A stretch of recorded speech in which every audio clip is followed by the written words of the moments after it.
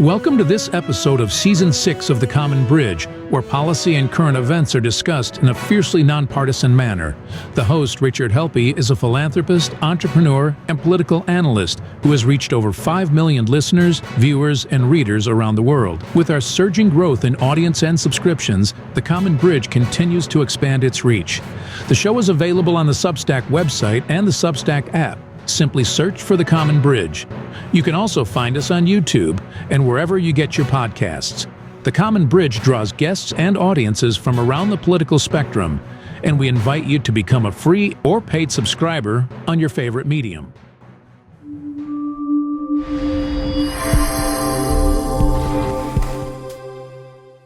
And welcome to The Common Bridge. Rich, today we were going to do a mailbag, but in light of what happened yesterday with the assassination of Charlie Kirk, I think we probably should talk about that instead. So we can push that mailbag off to a different time. It's 24 hours later. What are your thoughts, Rich? What are your thoughts when it happened? You and I were together when that happened, actually. What are your thoughts a day after? I will say my grief is intense. And it's intense not only for the family and the friends of Charlie Kirk, but I'm grieving for this country, Brian. We began the Common Bridge because of the partisan divide and the political polarization and extremism. And as you know, I've strived to find places that people can meet and agree and talk. And, you know, we've identified the culprits that are driving this. And they're called the Republican Party, the Democratic Party, and the established media ecosystem that is designed to enrage people. It's designed to dehumanize people. And, you know, we had the murder of the executive in New York. And as you know, Nate Kaufman and I think United Healthcare is a horrible company with a very uncaring, anti-human business model. And we've written about that and talked about that, but we're talking about we need to make policy changes. And, Charlie Kirk, the people on the right say, look, he is a free speech advocate. He's going out and carrying an agenda, and he's discussing policy and country direction and engaging with people. And I don't know if he ever gets testy with people. I've looked at, dozens of video, and he's just talking to people the way we used to. And that was good. And then I hear people on the left saying, well, wait a minute. He was a bad guy. He was apparently somebody is alleging was against the Civil Rights Act. People saying, well, he was threatening trans people and the like. And we've got one set of facts and at least two sets of reality, but it would seem that we could agree that there would be a better way to resolve the divide than guns, because once the killing starts, it's never the last one. All right. It's not like, oh, well, this side shot that guy on that side, so now it's done. No, this is not the way these things end. Okay. The tribalism ends with the eradication of a tribe, which means all the people are dead. The language is outlawed and wiped out. People are kicked out of their homes. Their homes are burned to the ground. Okay. And they're gone. That's the way tribalism ends. Or there's dialogue to end a war. Think about the great wars that ended. The Civil War of the United States ended at Appomattox Courthouse, and then it was over. And World War II ended with the four great powers coming together to accept an unconditional surrender. It was discussion. And now, like, this notion that one side can justify shooting someone on the other side. And look, to be fair, which we need to be, we've seen violence go both ways. And, I don't want to get into tit for tat. Well, your killing was better than my killing or something like that. That's just crazy. And this is a time when the only message should be, let's talk. Let's talk. Let's go into policy. We have great problems in this country and we have great opportunities. And what's missing is a functioning political system that says we got elected to deal with healthcare, firearms, immigration, affordability, the economy, the quality of life in our cities. Okay, the freedoms that are enshrined. That's what we're here for. And the fourth estate is supposed to hold those people we elect accountable.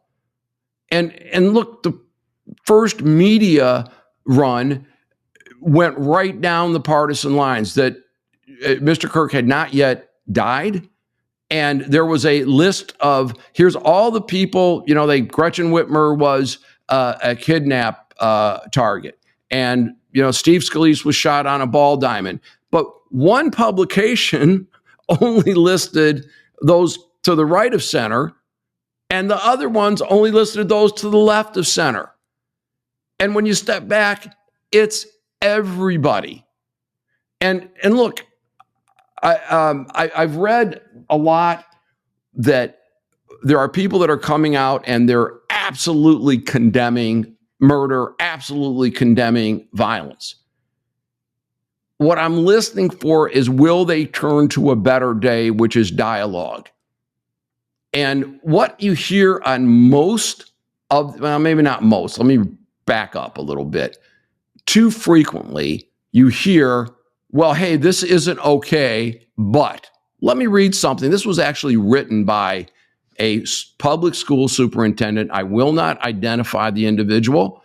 I will not give you a clue what state, where, whatever. All right. And also, this individual, after getting a significant backlash, did modify their position. But here was the first take.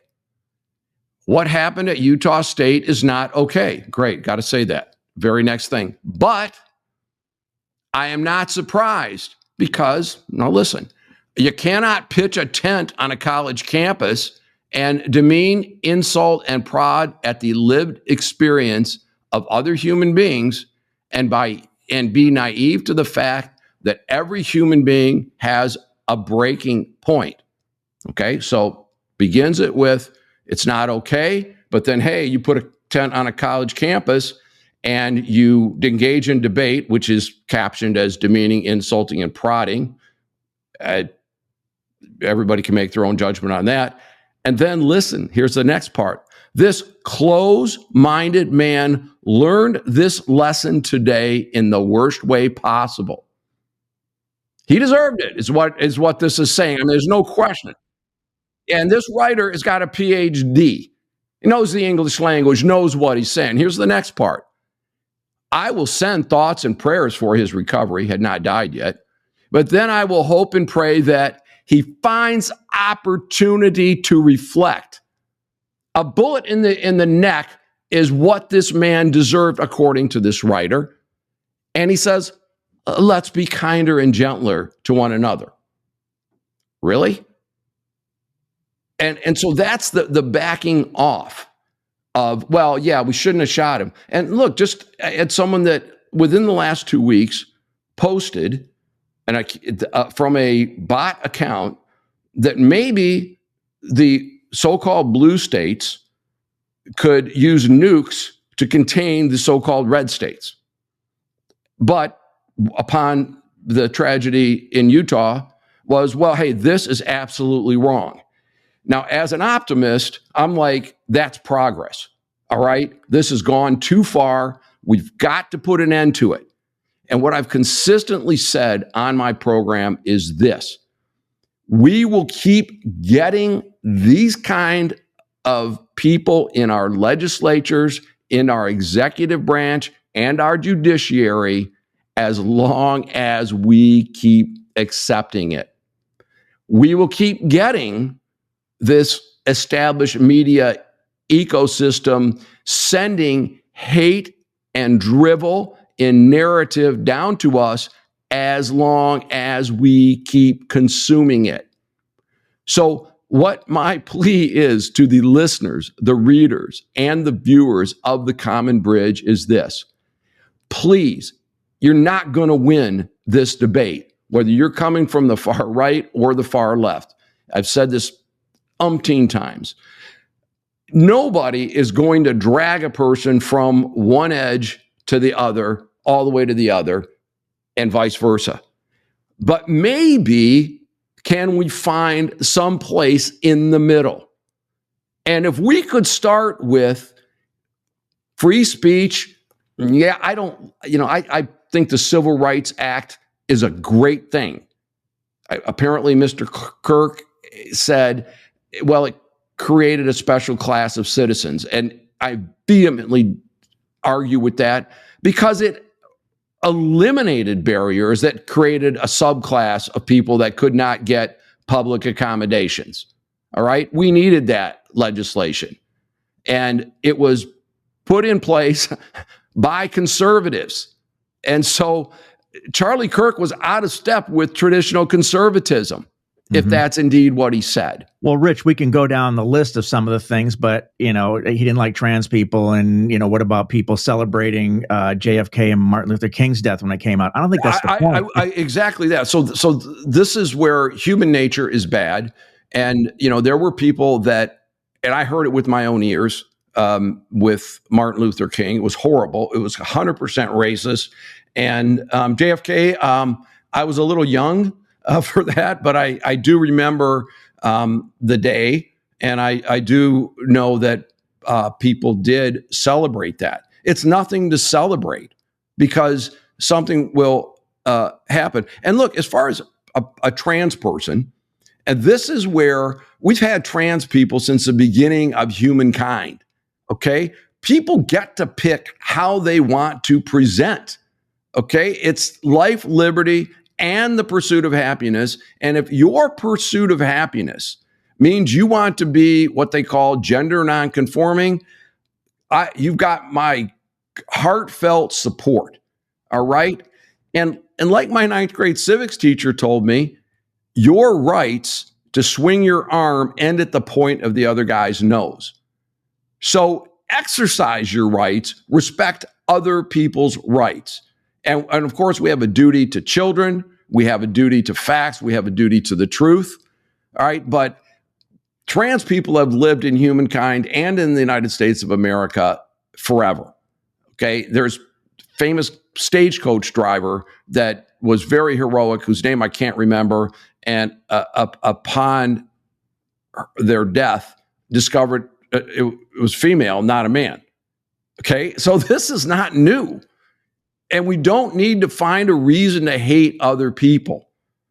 We can't stand by and let people that desperately need help not get it, where they do escalating violence until, okay, now the system will take them in and do something with the carnage that's behind us.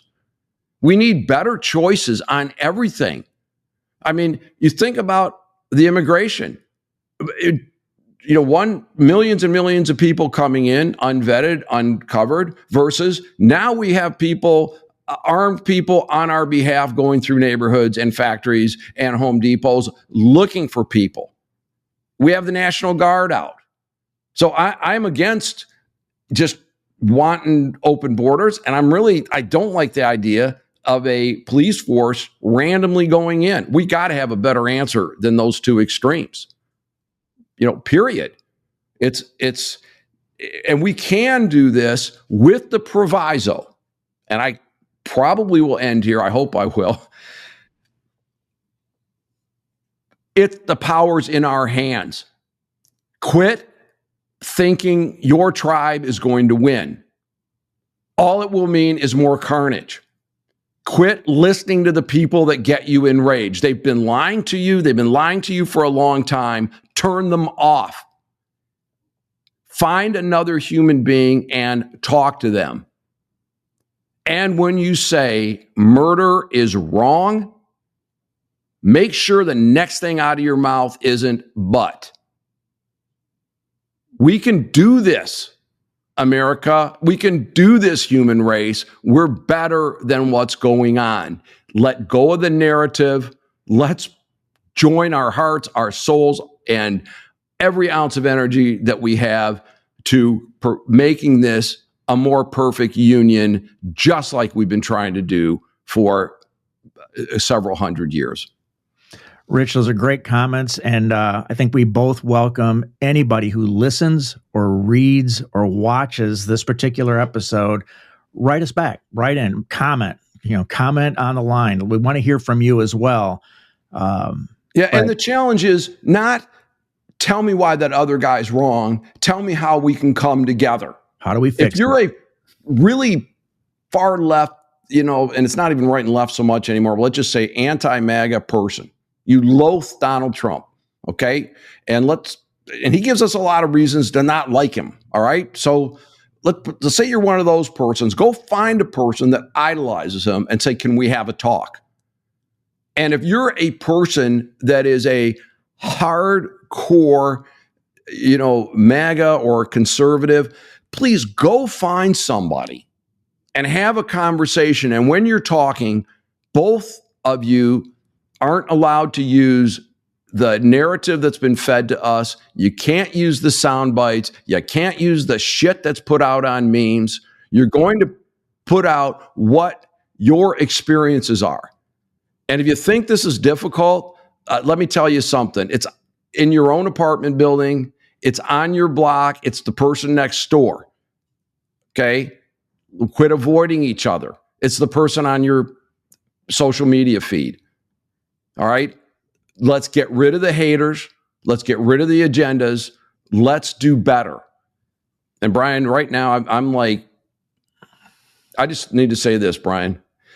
This is your host, Rich Helppie, promising a mailbag episode soon. Thank you so much for your correspondence.